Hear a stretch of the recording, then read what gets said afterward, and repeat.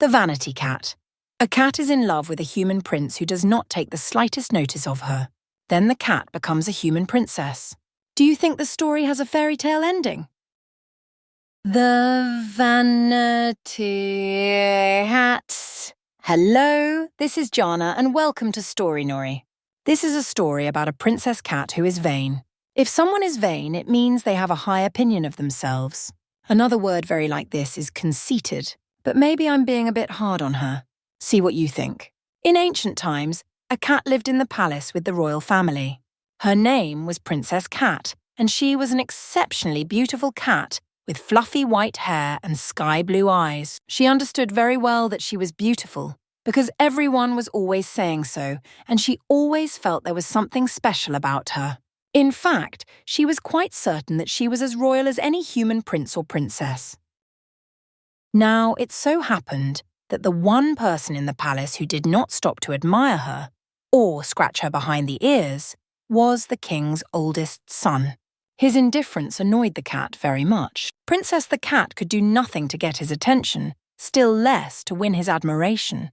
When he came downstairs to breakfast, she tried escorting him with her tail held high, but when he went into the breakfast room, he let the door swing into her face. Meow! She did not like that.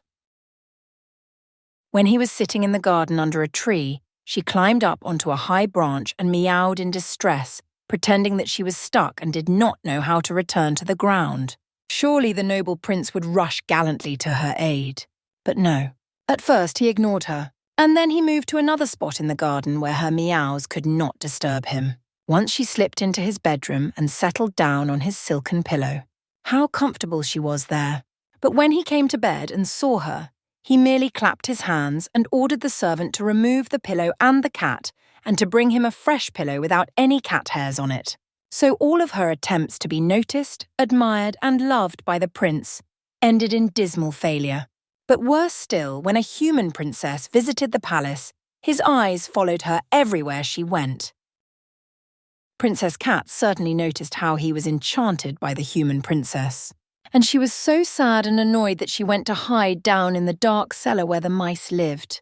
It was the only place she could go where she could not hear the music and the laughter of the ball that was taking place in the grand hall. The happy sounds made her feel even more sad because she wasn't included in the human merrymaking. Down in the cellar, she cried to herself. So he hardly notices me. Correction. He does not notice me one little bit. But when she's around, his eyes are stuck to her like glue. What has she got that I haven't? Her eyes are grey like a rainy day where mine are sky blue. Her hair is straggly brown, like mud where mine is all white and fluffy. And she walks like she is wearing clogs, where I stroll elegantly. And have you heard her speak? She laughs like a hyena, and she's not nearly as smart or intelligent as I am. The only thing she's got that I haven't is that she's a human. It's so unfair. If only I was a human, he would love me, not her. I know he would. He wouldn't be able to stop himself falling right in love with me. If only I was a human princess. This isn't fair to us cats. Now it so happened that a number of old things were kept down in the cellar. These included a statue of the goddess of love, Aphrodite no less. This Aphrodite heard the cat meowing pitifully to herself, and she spoke through the darkness. You are right. If only you were a human princess, he would fall in love with you at first glance. Well, at least someone agrees with me, meowed back the cat, whose name was Princess. But it's a fat lot of good because I shall never be a human princess. He'll never look at me. Not so, replied Aphrodite. Love conquers all, at least when I'm around. But remember, 9/10 of life is about showing up. So stop all this pitiful meowing. Get up and go back to the ball. Princess the cat felt inspired by the words of the goddess, and so she rose to her 4 feet. But hang on, not to her 4 feet, but to her 2 feet. And there was a swish of silk and a gust of rose-scented perfume. This was strange. She had never felt like this before. She climbed the stairs back to the ground floor of the palace. And when she stepped back into the hallway, right in front of her was a gilded mirror. She looked into the mirror and saw herself. She had become a beautiful princess with sky-blue eyes and flowing white hair falling down in curls. But the white hair did not make her look old. It was striking and unusual for one with such a youthful and beautiful face. She strolled into the ballroom just as the young people were pairing off for the next dance.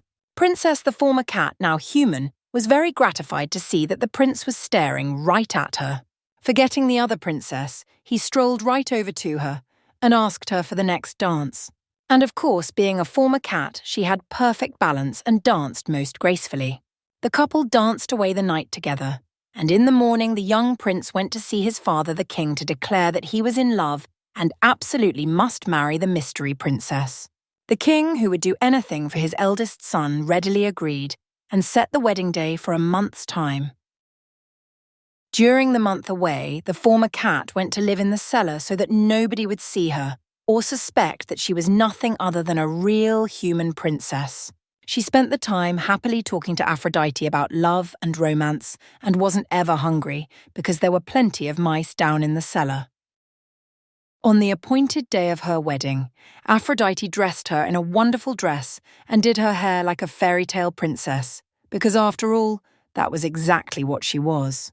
And she arranged for a golden chariot pulled by a pair of white horses to carry her up the hill to the temple of Aphrodite, where the wedding was due to take place. How the crowds gathered and cheered. Kings and queens, dukes and duchesses, generals and wise councillors had come from all the nearby kingdoms as honoured guests. At the gates of the temple, she stepped down from the chariot, and all the onlookers were delighted by her beauty. All except for one, and that was the other princess, whom the prince had lost interest in so suddenly at the ball. The mystery princess, who was formerly a cat, was escorted into the temple by the king's top general. The prince was waiting for her at the altar. The moment she had dreamed of for so long had almost arrived. But oh no. As Princess Cat was walking up the aisle, what did she see out of the corner of her eye? But a mouse! A cheeky little mouse who had sneaked into the temple on her wedding day. How dare he! Immediately, she pounced on the little fellow and gobbled him up. The guests had never seen anything like it. They were shocked and amazed.